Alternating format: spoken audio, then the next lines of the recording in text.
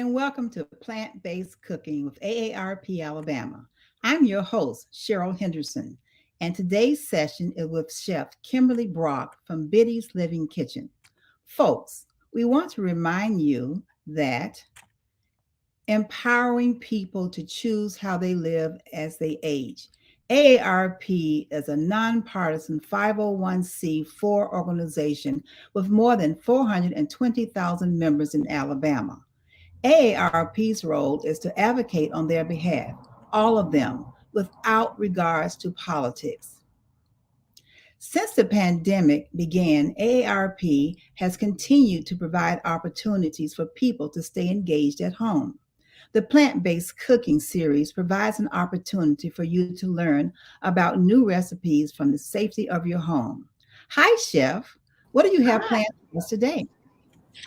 Hi, so glad to be here today. So we have two dishes for our holiday plant-based meals, and one of them is our Cajun sweet potatoes with our Cajun glaze and pecan meal, and then we also have our squash and spinach casserole. Delicious. Folks, before we get started, I'd like to remind you to please complete the survey after today's program. You can find the link in the chat box. Remember to enter your questions into the chat box. All right, Chef Kim, take it away. Great. So we're going to get started and sort of bounce back and forth a little bit today. On our squash and spinach casserole, we have already started sauteing our squash that we sliced julienne, along with onions, red bell peppers, and we're going to add in our jalapenos now. And I think the recipe calls for one or two, and so I just did one really big one. If you don't like heat, you can omit this or you can add half of one, whatever you feel comfortable doing. Okay, so we're going to get these sauteed a little bit, mix them in, a little bit more oil. Okay, and you're just going to saute this down. Basically, you're just making them tender and chopping them up as you go. We've got our spinach here, which we're going to wilt that.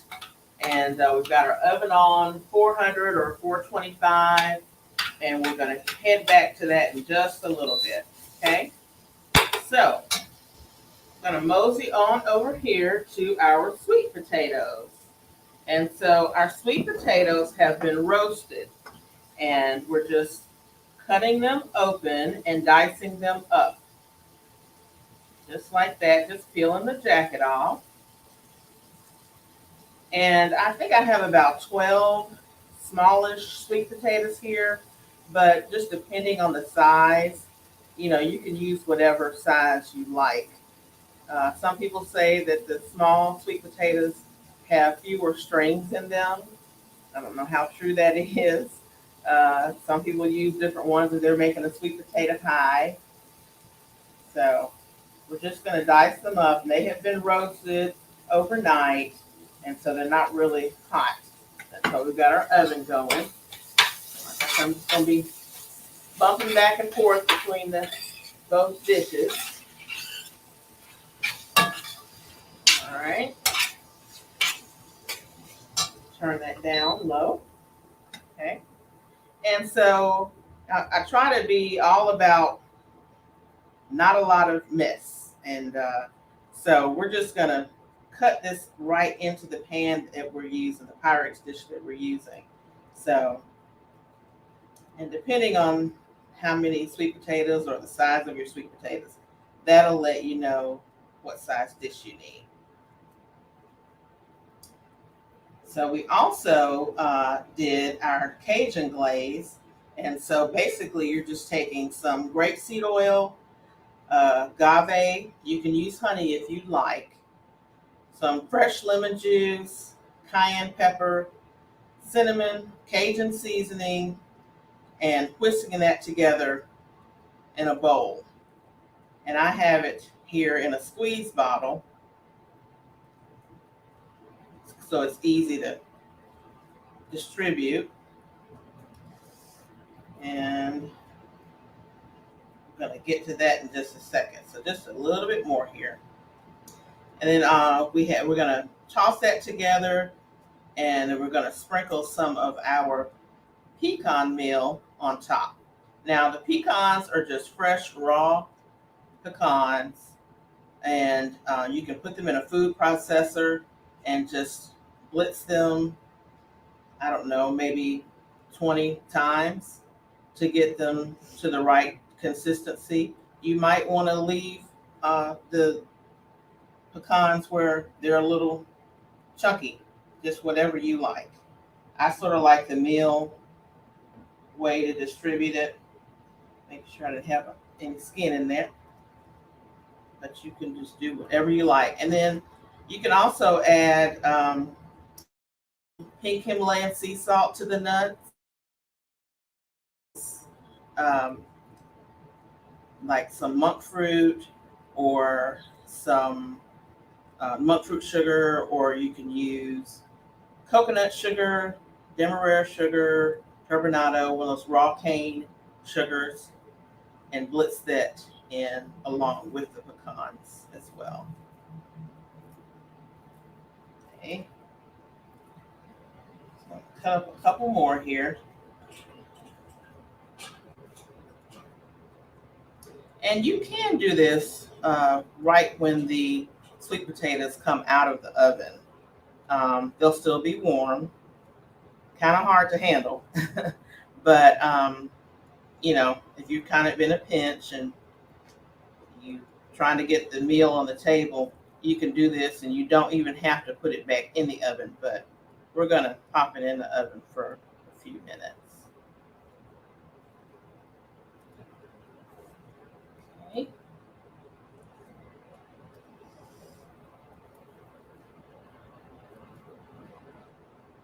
All right, now do one more. I got another big one down here. Okay. Just cutting this bad part off. And I like to roast them as opposed to boiling them, simply because in the jackets, simply because it just kind of makes it sweeter. It brings out the natural sweetness of the sweet potato. And if you boil it, you're getting all the nutrients you're leaving it in the water, basically. And so you want to get all of the good nutrients in your dish and not leave it anywhere. So that is that, right? Done. And then I'm going to take our Cajun Glaze that's already made here. Okay, shake this up and just kind of toss this with my hands and distribute it all in the pan. Add more if need be. So much flavor in this dish. It's just a different take on sweet potatoes. We've had candy yams forever, but this just adds a little kick, brightens it up, but it still keeps it very holiday-ish. And I have sprayed this pan previously with some cooking spray. You can use like a grapeseed oil cooking spray or avocado oil, anything like that. Okay. All right. And then on top of this, I'm going to add Pecan Meal. It's already crushed here. Just going to sprinkle it on top. And when we put it in the oven, we're basically just toasting it. Okay. And that is pretty much it right there, folks. So I'm going to pop this in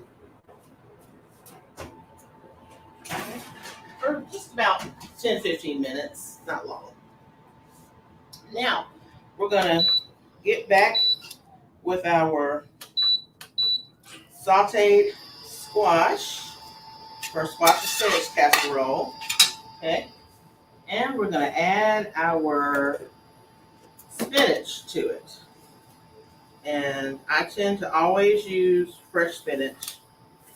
And as you know, it's going to release a lot of liquid.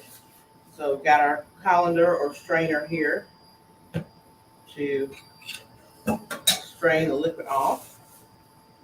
And so we're just going to put this right on in the same pot that we had our spinach. And you probably never heard of squash and spinach casserole, but it's just a great way to get some greens into your meals and into your diet. And spinach takes on the flavor of the squash, so it's not like you're adding something that's so foreign. And so we're going to season this as we go. Okay. And you're basically just going to be wilting the spinach. This is about a pound of spinach here.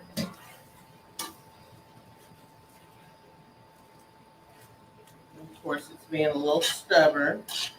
I didn't want to put this in a separate pot simply because it's all going in together, and a lot of times your squash will have a lot of liquid with it as well. So just best to strain it all at one time. And the way this is going, I don't see much liquid forming, so we might have lucked out today. You see any questions so far, Cheryl?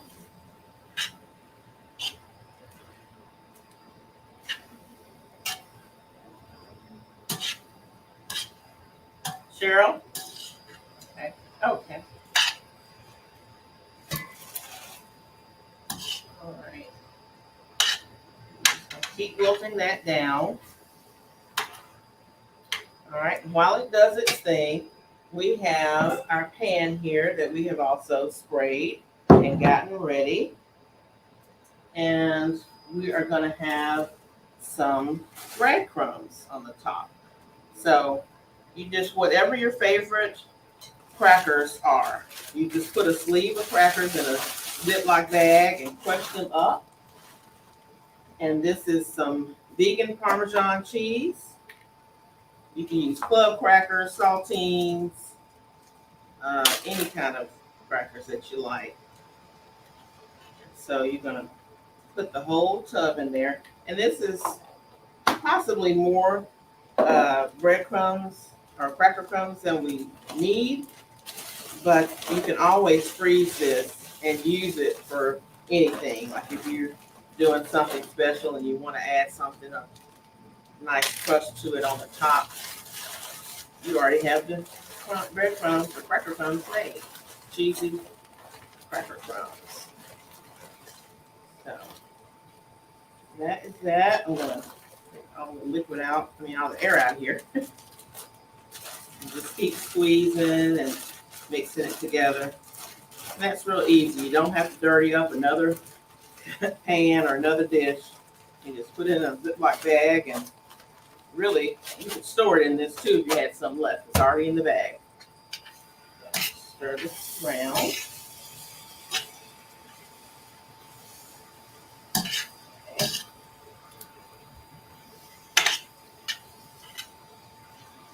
Chef Kim, they want to know. I'm sorry? They want to know, can they use yams as well as sweet potatoes? Can they use yams? So you can. I'm thinking about a documentary I saw recently where they said, what really yams are, we don't even have them here in America. But yes, you can use yams instead of sweet potatoes. You can use all different colors of sweet potatoes. You can use white ones, purple ones, the garnet sweet potatoes. Any variety of sweet potato would be great in a dish. Okay. And I am going to forego the rest of this spinach. You can put it all in if you like, but I think we're we're good on that. So it doesn't look like we have very much liquid, which is a good thing. And so what I'm going to go ahead and do is sprinkle in some nutmeg, because whenever you have cheese or dairy that you're putting in a dish, you want to add a little nutmeg to it. And then we're going to add in our vegan mozzarella. You can add vegan cheddar or anything that you like. I just tend to like the mozzarella. It just kind of makes it cheesy. They want to know, why would you add the nutmeg? You can add nutmeg when you have dairy or cheese to a dish. So, and that's just the way my family always made squash casserole. It had a little bit of nutmeg in it, like literally probably like a fourth of a teaspoon, not much at all. Okay. All right. Okay. And so to this, we're going to just add this to our pan now and smooth it out. I think I can probably pick this up without getting burned. Just scrape this all in here like this.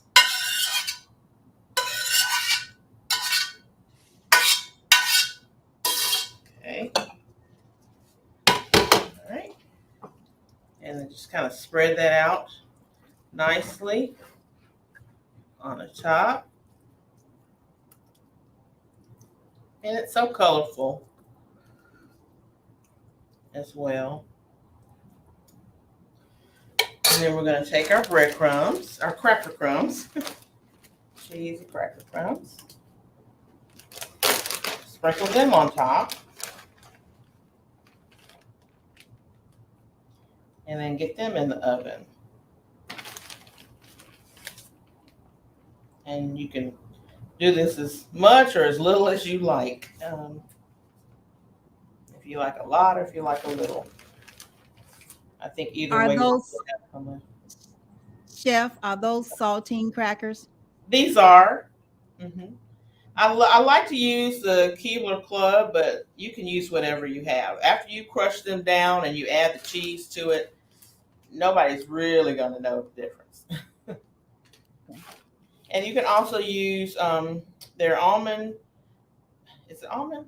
Yeah, I think they're almond crackers that you can add now that are gluten-free. That would also be another option. They're vegan and gluten-free. Okay. And I'm just going to put this in the oven and check on our sweet potatoes.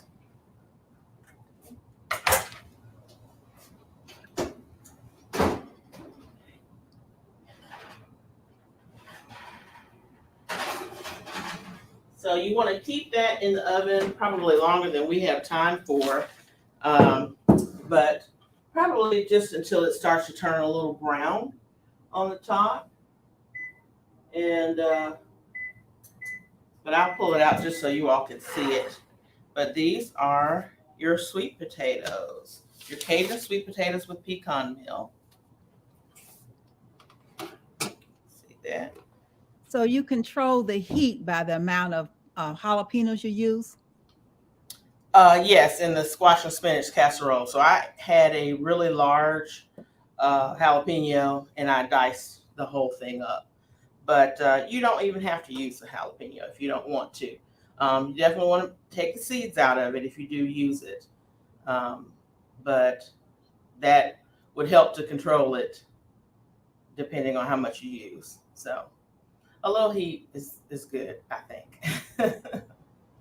I would imagine that the heat and the sweet and the heat and the savory makes a really nice flavor. Yes, it does. And it's sort of like a surprise, you know. Yeah. But it just brings out the other flavors in the dish as well. Yeah, I can't, I'm not there, but I can almost smell and taste it. And Yeah, I like a little heat.